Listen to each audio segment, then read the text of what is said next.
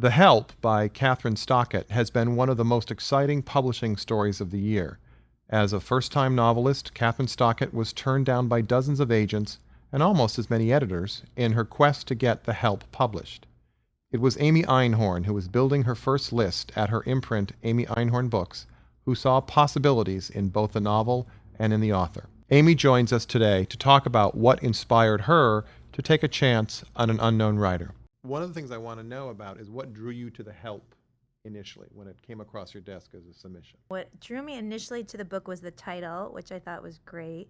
And it was actually one of the last hard copy submissions that I remember receiving, so it was an actual manuscript. Real life paper, in other It's words. real life paper. It's funny, I worked with an editor a long time ago, Ann Patty, who's a legendary editor, and Ann used to read the first sentence of a manuscript, and if she didn't like it, she would put it back on the shelf.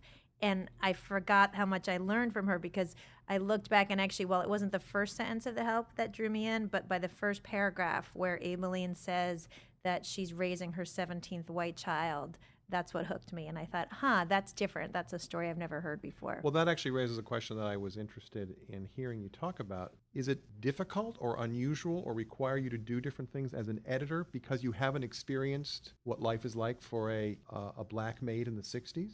Well, without making myself seem like I just live in a closet, I'm not intimately familiar with a lot of the books that I edit. I mean, I wasn't in World War II and I edited The Postmistress. You know, I did another novel that took place during the Civil War. So I think as an editor, you don't actually draw on personal experience to be able to edit the books. I think what's a sign of a good book is if they speak to you that there's something universal about those books. So you don't have to have been a black maid in 1962 or, you know, a white woman in 1962 for the story to have significance to you. But in terms of drawing on, as an editor, I think a good editor is actually acting as almost as an everyman reader. So your job is to read the book and to say, well, wait a minute, this doesn't work for me, or this doesn't make sense, or this reads awkwardly. So I don't think that has anything to do with personal experience. So in terms of your own philosophy on how you approach a manuscript, does it differ from book to book for you? I think your question is more relevant, at least for me, for nonfiction. For instance, if it was a memoir of a rock star and I was completely unfamiliar with their work, I'm probably not the best editor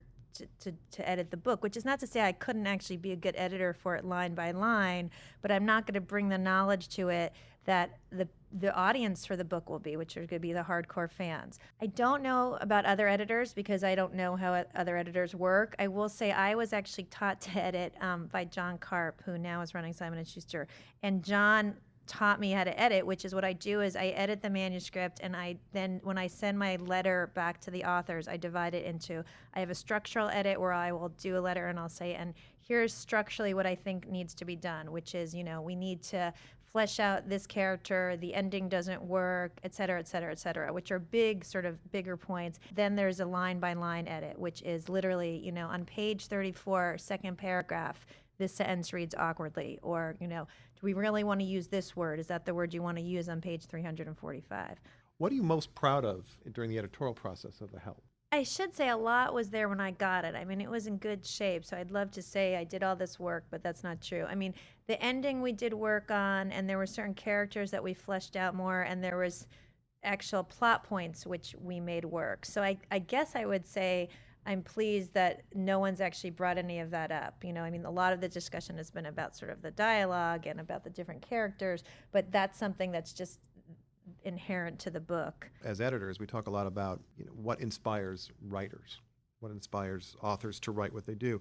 What inspires you as an editor? I mean, I think it's kind of why are we all in this business? So what I love about going into work every day is to be able to discover something like The Help, where all of a sudden something crosses your desk and you open it up and you start reading, you think, this is it, this is the real thing, and this person's wonderful, and I get to bring this new discovery out and have everybody read it, because I think a great novel will give you some experience that that again is universal, that people relate to, and that people can think, oh, I've had that experience, and feel like, okay, they're not alone. So even though it's an isolating experience of reading, I think the reason so many people do it is because it really makes you feel like you're part of a community and you're not alone. So you see yourself as a facilitator between the reader and the author?